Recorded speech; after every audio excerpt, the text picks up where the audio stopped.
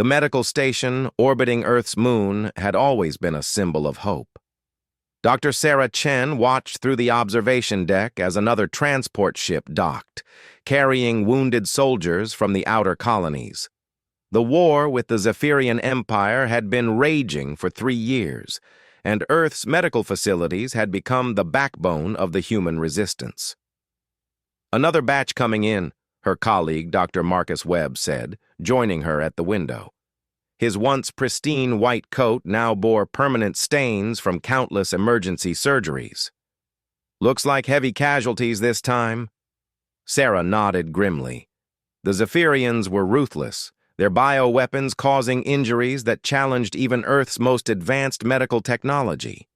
But humanity had adapted, as they always did. The doctors and medical staff had become miracle workers, saving lives that any other species would have written off as lost. The medical station, officially designated Luna Med 7, housed over 10,000 medical personnel. It was the largest medical facility in known space, a testament to humanity's commitment to preserving life. The Galactic Council had praised it as a wonder of medical engineering, and even neutral species sent their wounded here when conventional treatment failed. Dr. Chen's communicator buzzed.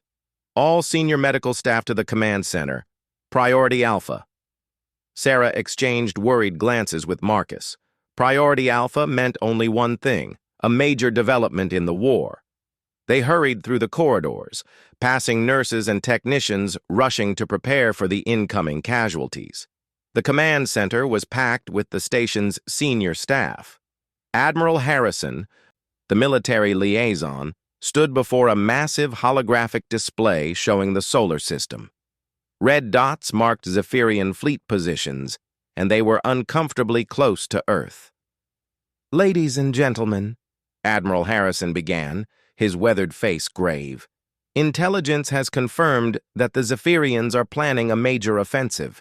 Their target isn't our military installations or industrial centers." He paused, letting the weight of his words sink in. "They're targeting our medical facilities." A collective gasp filled the room. Dr. Rachel Torres, the station's chief medical officer, stood up. "That's a violation of the Geneva Conventions and the Galactic Humanitarian Accords. Medical facilities are protected under interstellar law." "The Zephyrians don't care about our laws," Admiral Harrison replied. "Intelligence suggests they believe that by crippling our medical capabilities, they can break human morale. They think if our soldiers know they can't receive proper medical care, they'll surrender rather than fight." Dr. Chen felt a chill run down her spine. The Zephyrians clearly didn't understand humanity. Taking away their ability to save lives wouldn't make humans surrender. It would make them furious. "What's our defensive situation?" Dr. Torres asked. "Limited," the Admiral admitted. "This is a medical station, not a fortress. We have basic defensive shields and a small escort fleet. But if they come in force—" He didn't need to finish the sentence. Dr. Webb stepped forward. "Admiral, with respect, we're not soldiers. We're healers. Our job is to save lives, not take them." "I understand that, Doctor," Admiral Harrison replied. "But the Zephyrians have made this choice for us. They're planning to attack within 72 hours. The room erupted in concerned voices. Sarah found herself thinking about the thousands of patients currently in their care, wounded soldiers, civilian refugees, even captured Zephyrian prisoners who had been treated with the same care as any other patient. The idea of these vulnerable people being targeted was unthinkable. "What about evacuation?" someone called out. "Impossible," Admiral Harrison said. "We don't have enough transport capacity to evacuate all patients and staff. And even if we did, where would we take them? Every major medical facility in human space is likely a target." Dr. Torres stood again. "Then we stay. We do our jobs. We save every life we can, for as long as we can."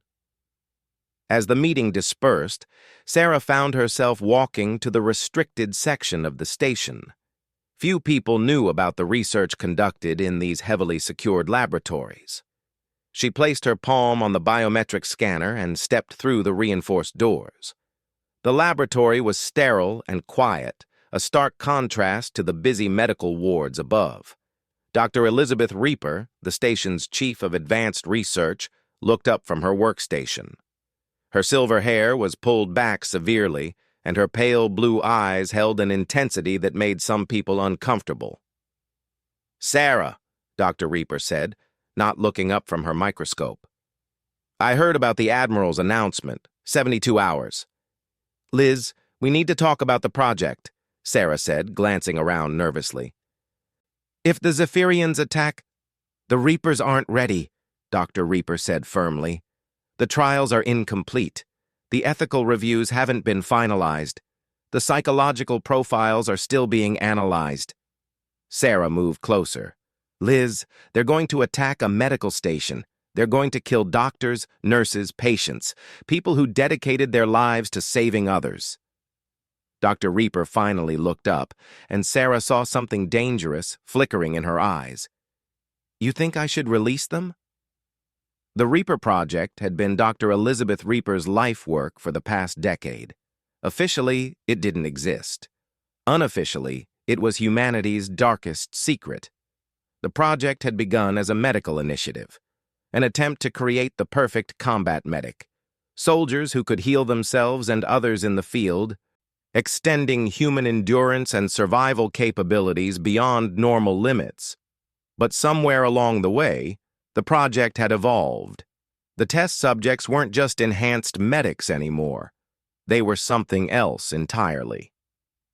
"The psychological conditioning is incomplete," Dr. Reaper continued. "Without proper conditioning, they could be uncontrollable. They were designed to be the perfect soldiers, but soldiers need discipline, command structure, purpose. Right now, they only have rage." Sarah had seen the Reapers during their training sessions. 50 men and women, volunteers from various military units who had been critically wounded and given a choice, death or transformation. They had chosen transformation, not knowing what they were becoming. The enhancement process was unlike anything in recorded history. Nanobotic healing systems that could repair catastrophic injuries in minutes. Genetic modifications that increased strength, speed, and endurance to superhuman levels. Neural implants that enhanced reaction times and tactical awareness. And most disturbing of all, psychological conditioning designed to remove fear, doubt, and hesitation. They were perfect soldiers, but they were no longer entirely human. "How many are ready?" Sarah asked. "All 50 are physically capable," Dr. Reaper replied. "But mentally, I'm not sure. The conditioning process was interrupted when we received word about the attack. They're aware of their situation, but they haven't been fully integrated into a command structure." Sarah thought about the incoming Zephyrian fleet. Intelligence suggested over 200 ships, carrying enough firepower to glass the entire station. The small defensive fleet wouldn't last 10 minutes. "What would happen if we released them?" she asked. Dr. Reaper was quiet for a long moment. "I honestly don't know. They might follow basic orders. They might not. They were designed to be perfect soldiers, but right now they're more like perfectly trained predators. Their primary programming is to eliminate threats to humanity, but without proper oversight. They could see everyone as a threat? It's possible. Or they could focus entirely on the Zephyrians. The psychological profiles suggest they have an intense hatred for humanity's enemies, but that hatred might not discriminate between combatants and non-combatants." Sarah looked through the reinforced observation window into the Reaper containment area. The 50 enhanced soldiers were housed in individual chambers, each one monitored by dozens of sensors. They looked human enough, but she knew that was deceptive. Their bone density was 3 times normal.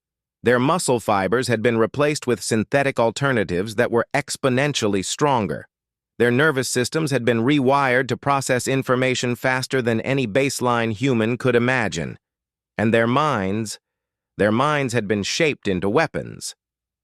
"Dr. Reaper," came a voice over the intercom, "priority message from Admiral Harrison." Dr. Reaper activated the communication system. This is Dr. Reaper. Doctor, we've received an update from intelligence. The Zephyrian attack has been moved up. They'll be here in 18 hours, not 72. We need to begin immediate evacuation of non-essential personnel. Sarah felt her heart sink. 18 hours wasn't enough time to evacuate even half the patients, let alone the entire medical staff. Admiral, Dr. Reaper said, her voice steady. What about the project? There was a long pause. That's your call, Doctor. But if you're going to do something, do it now. Once the shooting starts, there won't be time for contingencies. The communication ended, leaving the laboratory in silence. Sarah watched Dr. Reaper's face, seeing the internal struggle playing out behind her eyes. They'll kill everyone, Sarah said quietly. Every patient, every doctor, every nurse. They'll turn this place into a graveyard. Dr. Reaper walked to her personal computer and began entering commands. The Reapers were created to protect humanity, to be our ultimate guardians when conventional forces fail. She paused, her finger hovering over the final authorization key. But I created something that might be worse than our enemies. Liz, they're not human anymore, Sarah.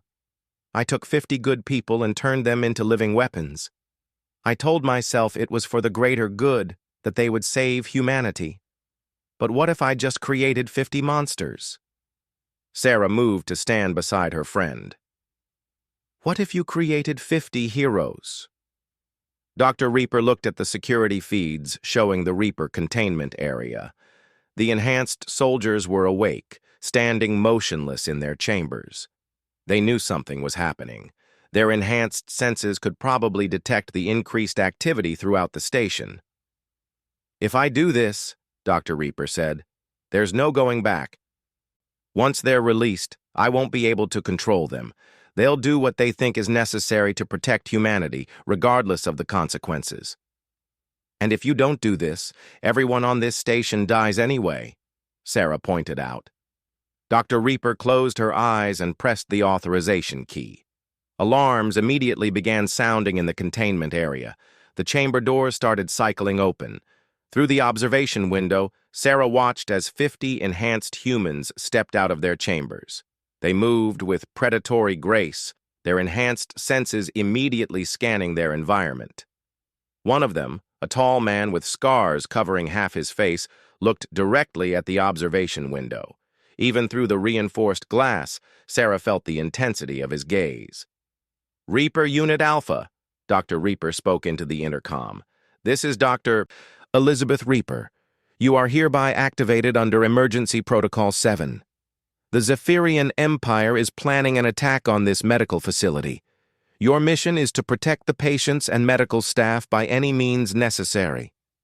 The scarred man stepped forward. Acknowledged, Dr. Reaper. What are our operational parameters? Eliminate all Zephyrian forces, protect all human personnel, minimize collateral damage to the station infrastructure. Understood. Reaper Unit stands ready. Dr. Reaper turned to Sarah. God help us all. I've just unleashed 50 perfect killers into a medical station. Sarah watched as the Reapers began moving toward the armory. Their enhanced bodies needed no protective gear, no life support systems. They were living weapons designed to fight in any environment against any enemy. Dr. Reaper, came another voice over the intercom. This is Admiral Harrison. Our long-range sensors have detected the Zephyrian fleet. They'll be here in 12 hours. Dr. Reaper acknowledged the update and turned back to her computer. I need to monitor their vital signs, track their movements. If they go rogue, they won't, Sarah said, though she wasn't entirely sure she believed it. They're still human, deep down. They remember why they volunteered for this. On the security feeds, they watched as the Reapers reached the armory. The weapons they selected were different from standard military equipment, heavier, more powerful, designed specifically for their enhanced capabilities. They moved with mechanical precision, but Sarah thought she could see something else in their movements. Purpose, determination. Reaper Unit Alpha to command, came the scarred man's voice.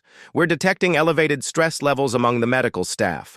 Request permission to deploy throughout the station to provide reassurance." Dr. Reaper frowned. Reassurance? That wasn't part of their programming. "Maybe it doesn't need to be," Sarah suggested.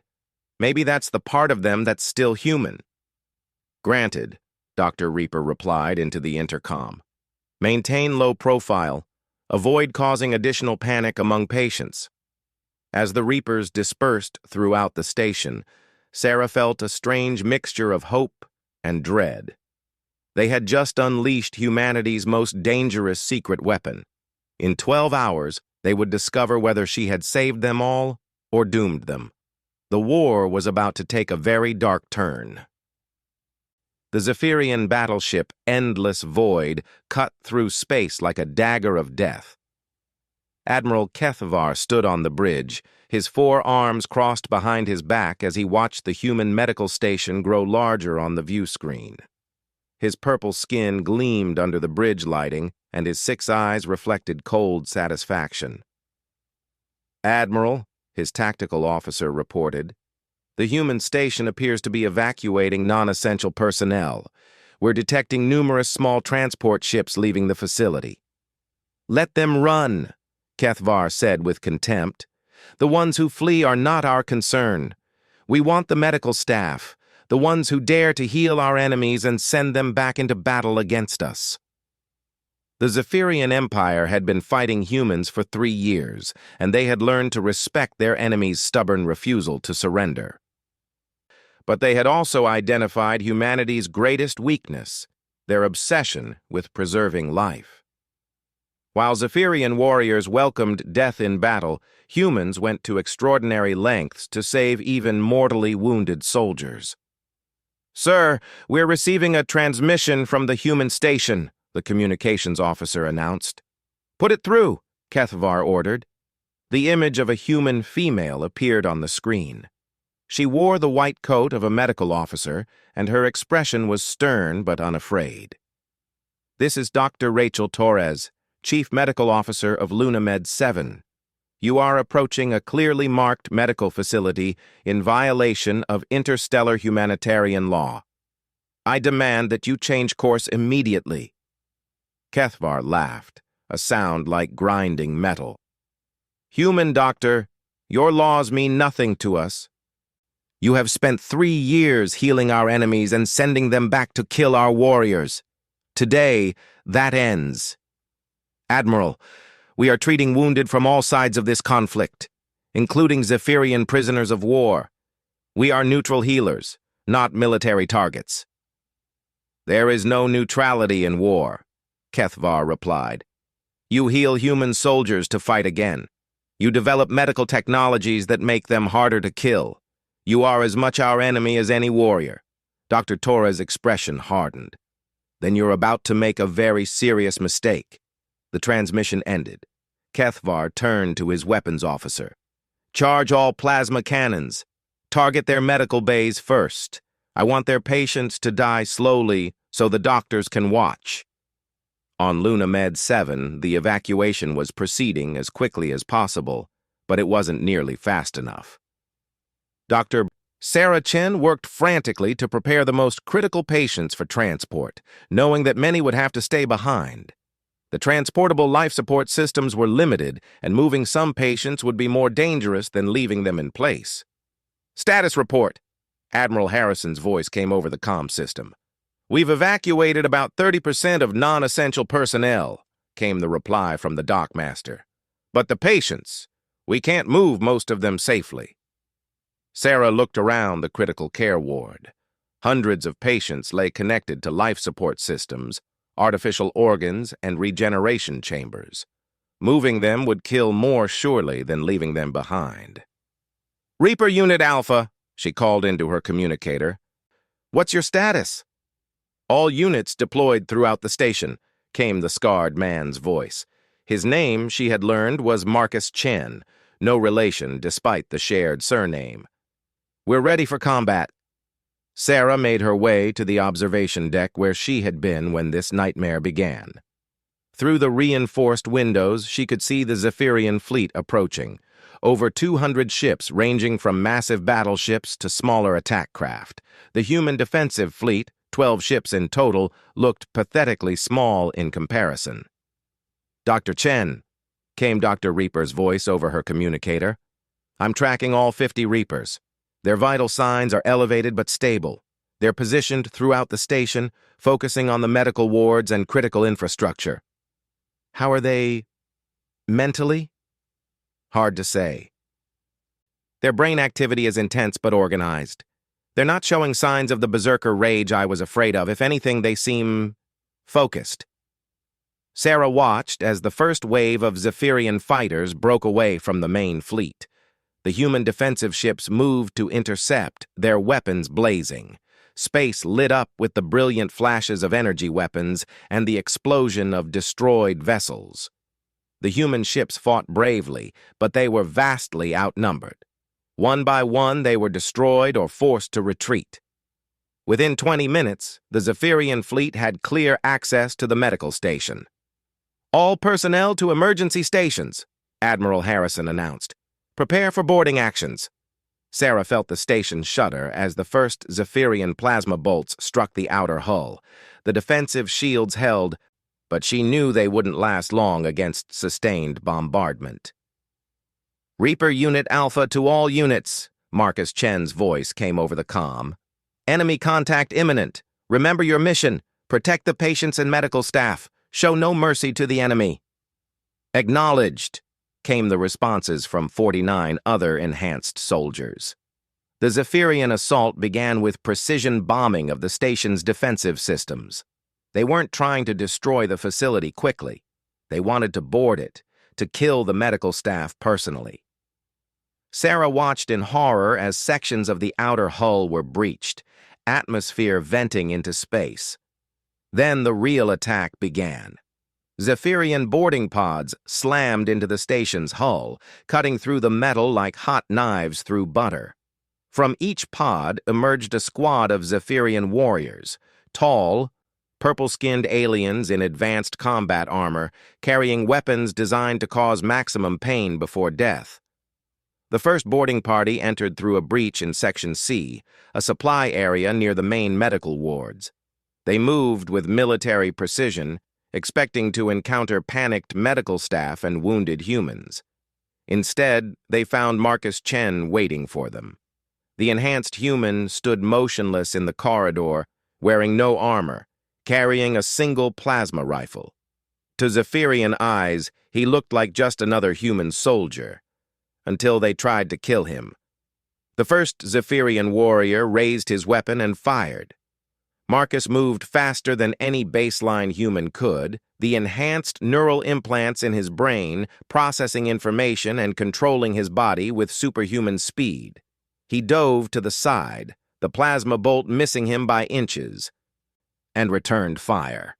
His shot took the Zephyrian in the center of his chest, punching through advanced armor like it was paper. But Marcus wasn't done. He rolled behind cover and fired again and again, each shot precisely placed and devastatingly effective. The Zephyrian squad leader activated his comm unit. "Command, we have encountered unexpected resistance in Section C. Human soldier with enhanced capabilities." Before he could say more, Marcus appeared behind him.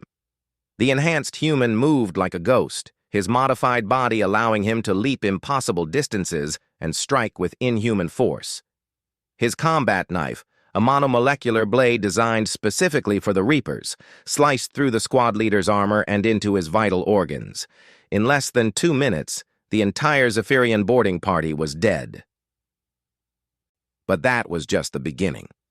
All across the station, similar scenes were playing out. Zephyrian warriors entered the medical facility, expecting easy targets, and instead found nightmares made flesh. The Reapers moved through the corridors like angels of death, their enhanced bodies allowing them to fight in ways that defied Zephyrian understanding. In the pediatric ward, Dr. Amanda Cross was trying to evacuate the youngest patients when Zephyrian warriors breached the outer hull. She screamed as the aliens entered the ward, their weapons raised toward the children. One of the Reapers, a woman named Lisa Park, who had been a combat medic before her enhancement, stepped between the aliens and the children. She carried no weapon, but her hands had been modified with retractable combat claws. "You want them," she said quietly. "You go through me." The Zephyrians opened fire. Lisa moved like liquid lightning, her enhanced reflexes allowing her to dodge plasma bolts that would have vaporized a normal human. She closed the distance in seconds, her claws extended, and began to systematically dismantle the enemy squad. But she didn't stop there. After ensuring the children were safe, she activated her comm unit. "Reaper 7 to all units. Enemy forces in the pediatric ward have been neutralized. They were targeting children." The response from the other Reapers was immediate and chilling. "Acknowledged, Reaper 7, no quarter." On the Zephyrian flagship, Admiral Kethvar was receiving increasingly disturbing reports from his boarding parties. "Sir, boarding Team Alpha is not responding. Last transmission indicated heavy casualties. Boarding Team Beta reports contact with enhanced human soldiers, requesting immediate reinforcement. Boarding Team Gamma. Sir, we've lost all contact with Boarding Team Gamma." Kethvar's primary eyes narrowed. "Enhanced human soldiers? Explain." The tactical officer pulled up the few video feeds they had managed to intercept from the boarding teams. The images were fragmentary and chaotic, but they showed human soldiers moving with impossible speed and fighting with devastating effectiveness. "Sir, these humans appear to have cybernetic or genetic enhancements far beyond anything we've encountered. They're systematically eliminating our boarding parties." Kethvar watched as one of the enhanced humans, a tall man with scars covering half his face, literally tore apart a Zephyrian warrior in powered armor. The human's strength was clearly superhuman, and his speed made him nearly impossible to target. "How many of these enhanced soldiers are there?" "Unknown, sir. We've identified at least 12 separate units, but there could be more." Kethvar felt a chill of fear, an emotion he hadn't experienced in decades of warfare. The Zephyrian Empire had fought many species across the galaxy, but they had never encountered anything like this. "Sir," the communications officer reported, "we're receiving another transmission from the medical station." "Put it through." This time, the face that appeared on the screen was not Dr. Torres. It was the scarred human from the combat footage, his pale eyes burning with cold fury. "Zephyrian Admiral," Marcus Chen said, his voice completely emotionless. "This is Reaper Unit Alpha. You have made a critical error." "Human, you cannot hope to resist our fleet with a handful of enhanced soldiers," Kethvar replied, though his confidence was wavering. "You attacked a medical facility," Marcus continued, ignoring the Admiral's words. "You targeted doctors, nurses, and patients. You tried to kill children receiving medical treatment." "We are at war," Kethvar said. "No," Marcus replied, and for the first time, emotion crept into his voice. "You were at war. Now you face something different. Now you face the Reapers." The transmission ended, but almost immediately, another signal began broadcasting on all Zephyrian frequencies. It was the scarred human again, but this time he wasn't speaking to the Admiral. "Attention all Zephyrian forces," Marcus said. "This is Reaper Unit Alpha of the Human Medical Station, Luna Med 7. You have committed an act of war against non-combatant medical personnel. You have targeted children and wounded soldiers. You have violated every principle of civilized warfare." Admiral Kethvar tried to cut the transmission, but somehow the humans had taken control of their communication systems. "We are the Reapers," Marcus continued. "We were created to protect humanity when all else fails. We were designed to be the perfect soldiers, the ultimate guardians of our people. You have awakened something that should have remained sleeping." On the medical station, Dr.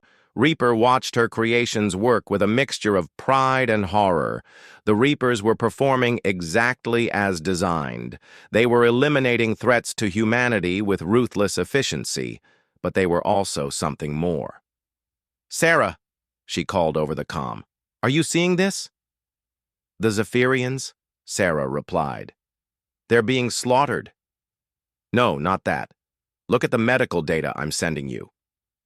Sarah's tablet lit up with real-time biometric data from the Reapers. Their heart rates were elevated but steady. Their brain activity showed intense focus, but no signs of the berserker rage that Dr. Reaper had feared. Most remarkably, their stress hormones were actually decreasing as the battle progressed. They weren't becoming more violent or uncontrolled. They were becoming calmer, more focused, more precise. They're not losing themselves to the violence, Sarah realized. They're finding themselves in it. Exactly, Dr. Reaper said. They were created to be perfect soldiers, but they're choosing to be perfect protectors. They're not killing because they enjoy it. They're killing because it's necessary to protect the innocent. On the bridge of the endless void, Admiral Kethvar was learning the difference between soldiers and Reapers.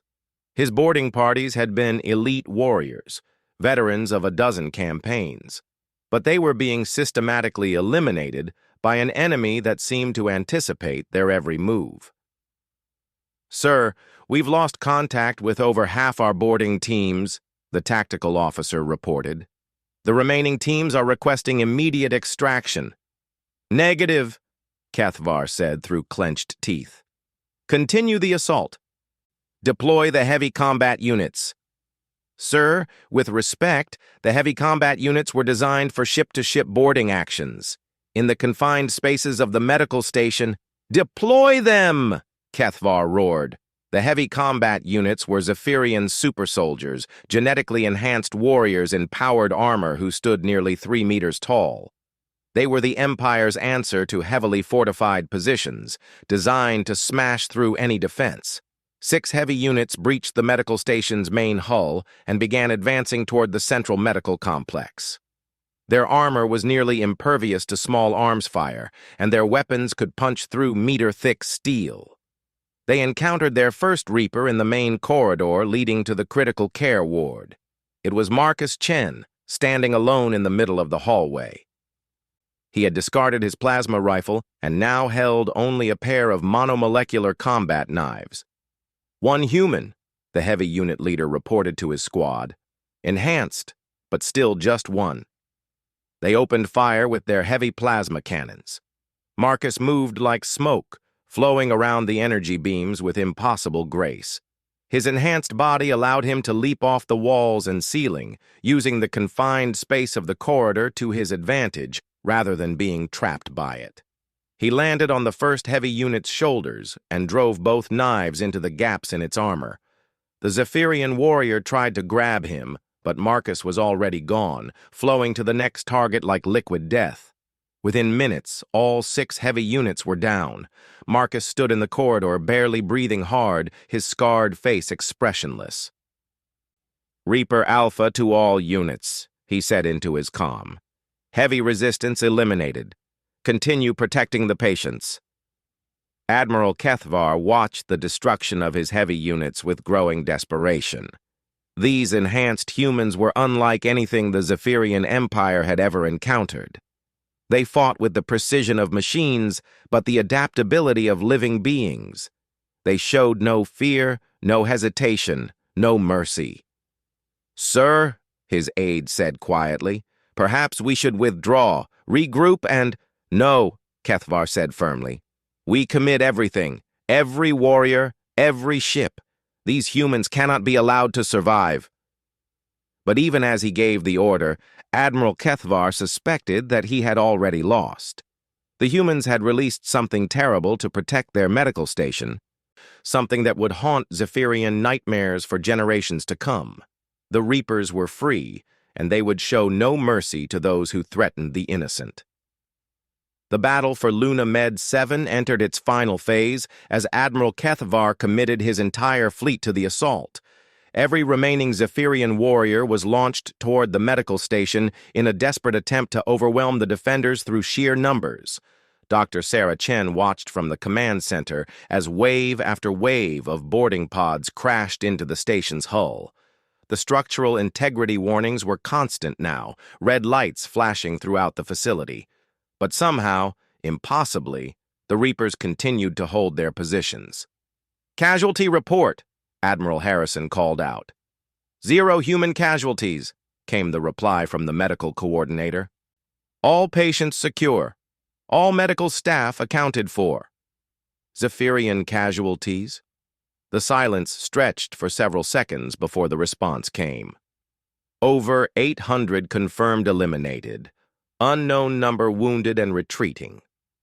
Admiral Harrison stared at the tactical display showing the positions of the 50 Reapers throughout the station. Each enhanced soldier was maintaining their assigned sector, methodically eliminating every Zephyrian force that entered their area of responsibility.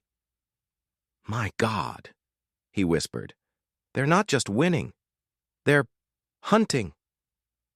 In Medical Ward 7, Dr. Amanda Cross was tending to a young girl who had been wounded in a refugee transport attack.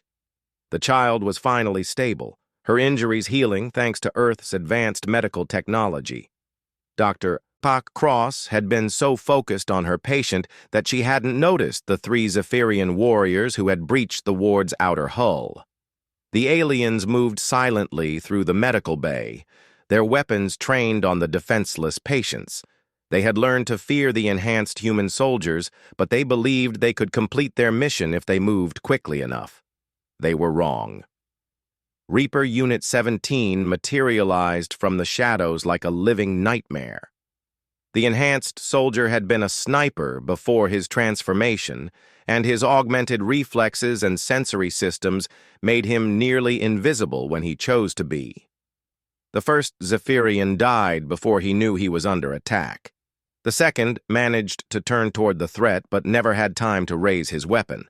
The third actually got off a shot. But Reaper 17 moved like liquid lightning, the plasma bolt passing harmlessly through the space where he had been standing. "Medical ward secure," he reported calmly, as if he had just finished a routine maintenance check rather than eliminated 3 enemy soldiers. Dr. Cross looked up from her patient, her hands still steady despite the violence that had erupted around her. "Thank you," she said simply. Reaper 17 nodded and faded back into the shadows, ready for the next threat. On the Zephyrian flagship, Admiral Kethvar was receiving the most disturbing reports of his career. His boarding parties weren't just being defeated, they were being systematically eliminated by an enemy that seemed to anticipate their every move. "Sir, Assault Team Kappa reports contact with enhanced humans in the lower medical levels. They're requesting immediate backup." Before Kethvar could respond, the communication cut to static. Another team lost. "Admiral," his tactical officer said hesitantly, "our casualty rates are approaching 80%. If we continue this assault—" "We have no choice," Kethvar replied grimly. "If these enhanced humans are allowed to survive, if they're allowed to reproduce their technology, they could turn the tide of this entire war." What the Admiral didn't understand was that the Reapers weren't using technology that could be easily reproduced. They were the result of a decade of research, genetic modification, cybernetic enhancement, and psychological conditioning that had cost billions of credits and taken years to complete. But more than that, they were volunteers who had chosen transformation over death, who had sacrificed their humanity to become something more. In the central medical complex, Marcus Chen was coordinating the defense with mechanical precision. His enhanced neural implants allowed him to track all 50 Reapers simultaneously, directing them to where they were needed most, while maintaining overall tactical awareness. Reaper 7, enemy contact in Pediatric Wing 3. Reaper 22, structural breach in Critical Care Level 5. Reaper 31, unknown contact in Laboratory Complex. His responses came back instantly. The Reapers moved through the station like a perfectly coordinated machine, each individual unit functioning as part of a larger whole. But Marcus was becoming aware of something else, something that Dr. Reaper's psychological profiles hadn't predicted. The other Reapers weren't just following his orders. They were beginning to think independently, to make tactical decisions based on their own enhanced judgment. "Reaper Alpha," came the voice of Lisa Park, the former combat medic. "I'm detecting unusual movement patterns in Section D.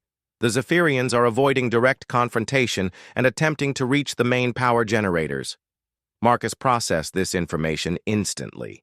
If the Zephyrians could disable the station's main power, all the life support systems would fail. Thousands of patients would die within minutes.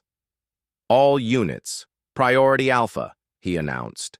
"Enemy attempting to target life support systems. Converge on Section D. Eliminate all threats." The response was immediate.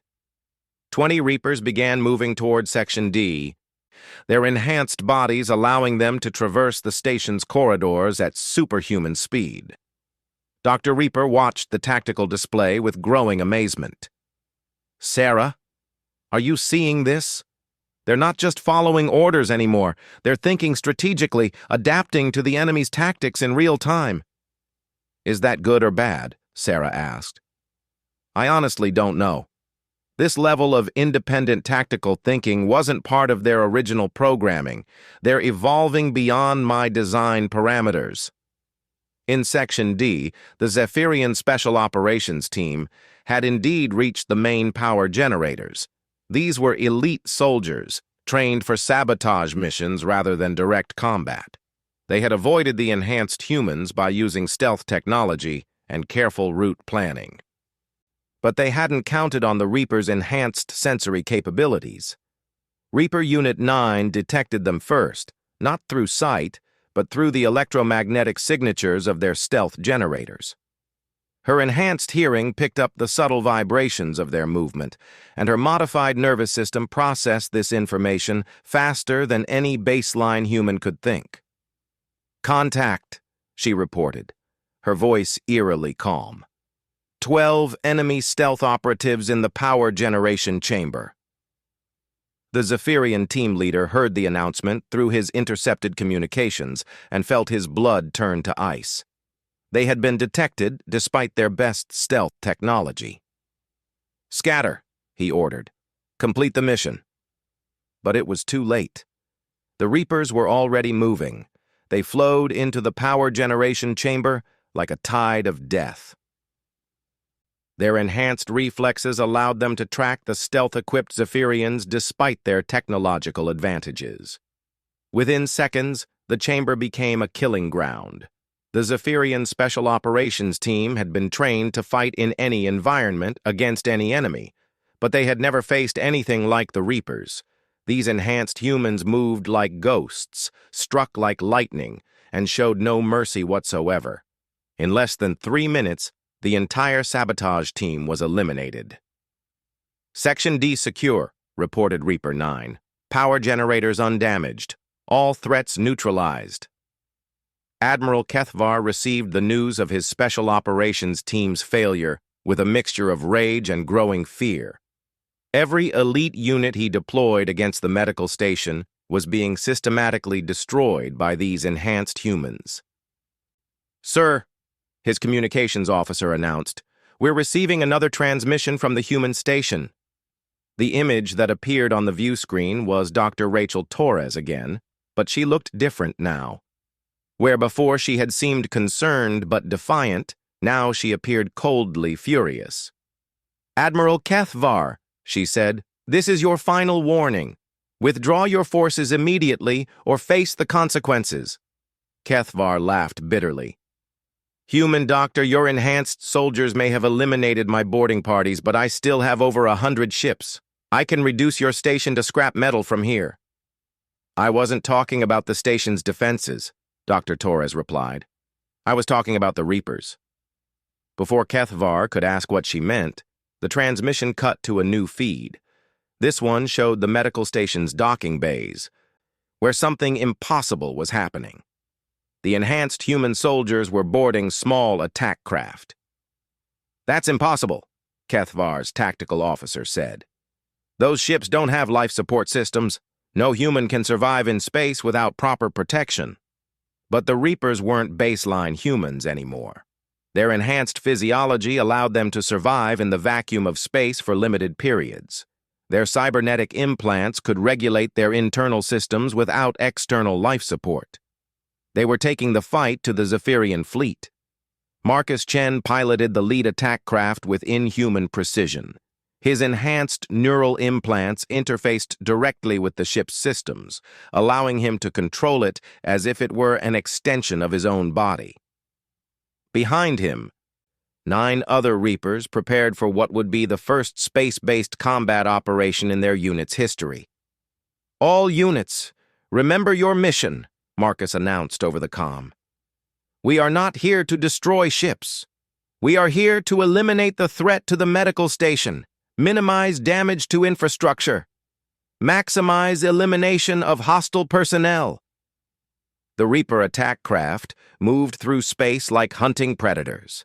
Their small size and advanced maneuvering capabilities allowed them to avoid the Zephyrian fleet's heavy weapons while closing to boarding range. Admiral Kethvar watched in disbelief as the human attack craft approached his ships. "All vessels, engage the human craft. Destroy them before they can reach boarding range." The Zephyrian fleet opened fire with everything they had. Space lit up with the brilliant flashes of energy weapons and the explosion of missiles. But the Reaper pilots moved their craft with supernatural skill, dodging between the energy beams and using the larger Zephyrian ships as cover. The first attack craft reached the dreadnought Death's Edge and clamped onto its hull. The ship's automated defenses tried to dislodge it, but the Reapers had already begun cutting through the outer armor with molecular disruptors. Inside the Death's Edge, the crew prepared for a boarding action. They had heard the reports from the medical station, but they believed their ship's narrow corridors and defensive positions would give them an advantage. They were wrong. The Reapers that breached their hull were no longer the defensive fighters who had protected the medical station. They were predators, unleashed in an environment where they could use their full capabilities. Reaper Unit 5 moved through the ship's corridors like a living shadow. Her enhanced senses detected enemy positions through the bulkheads, and her cybernetic implants calculated optimal attack vectors faster than any targeting computer.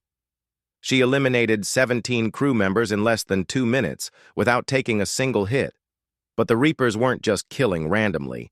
They were systematically targeting the ship's command structure, navigation systems, and weapons control. Within 10 minutes of boarding, the Death's Edge was effectively neutralized. Similar scenes played out across the Zephyrian fleet as more attack craft reached their targets. The enhanced humans moved through the enemy ships like viruses, striking at vital systems and eliminating key personnel with surgical precision. Admiral Kethvar watched his fleet being torn apart from within and finally understood the true horror of what the humans had created. These weren't just enhanced soldiers. They were perfect killing machines, designed specifically to eliminate threats to humanity. "Sir," his aide said quietly, "we're receiving surrender requests from 12 ships. Their command structures have been compromised, and they're unable to continue combat operations." "Negative," Kethvar said firmly. "No surrender. Continue the assault." But even as he gave the order, he knew it was too late. The humans had released something that couldn't be stopped, something that would haunt the Zephyrian Empire for generations. On Lunamed 7, Dr. Reaper watched the tactical display with a mixture of pride and horror. Her creations were performing beyond every expectation, but they were also doing things she had never intended. "Sarah," she said quietly, "they're not just defending anymore, they're hunting." "Is that a problem?" "I don't know. The psychological profiles suggested they would be protective of humanity, but this level of aggression, it's unprecedented." In space, Marcus Chen's attack craft had just completed its boarding of the Zephyrian command ship. He and his team had systematically eliminated the bridge crew and taken control of the vessel's communication systems. "Attention all Zephyrian vessels," Marcus announced, his voice broadcasting on all fleet frequencies. "This is Reaper Unit Alpha. Your admiral is dead. Your command structure is compromised. Your fleet is defeated. Admiral Kethvar, who was very much alive and listening from his backup command center, felt a chill run through his body. The enhanced human's voice carried no emotion, no satisfaction in victory, only cold mechanical precision. You attacked a medical facility, Marcus continued. You targeted doctors, nurses, and patients. You attempted to kill children receiving medical care. These actions have marked you as enemies of humanity. The transmission paused, and when it resumed, there was something different in the enhanced human's voice. Something that sounded almost like sadness. We were created to be perfect soldiers, Marcus said. But you have made us something else. You have made us instruments of vengeance. Every Zephyrian who participated in this attack will be hunted down. Every ship that opened fire on this medical station will be destroyed. Every officer who gave orders to target non-combatants will be eliminated. This is not a threat, Marcus concluded. This is a promise. We are the Reapers, and we are free. The transmission ended, leaving the Zephyrian fleet in stunned silence. They had come to destroy a medical station, expecting to face panicked doctors and wounded soldiers. Instead, they had awakened humanity's darkest creation, 50 perfect killers who would never stop, never surrender, and never show mercy to those who threatened the innocent. Admiral Kethvar stared at the tactical display showing the remains of his fleet.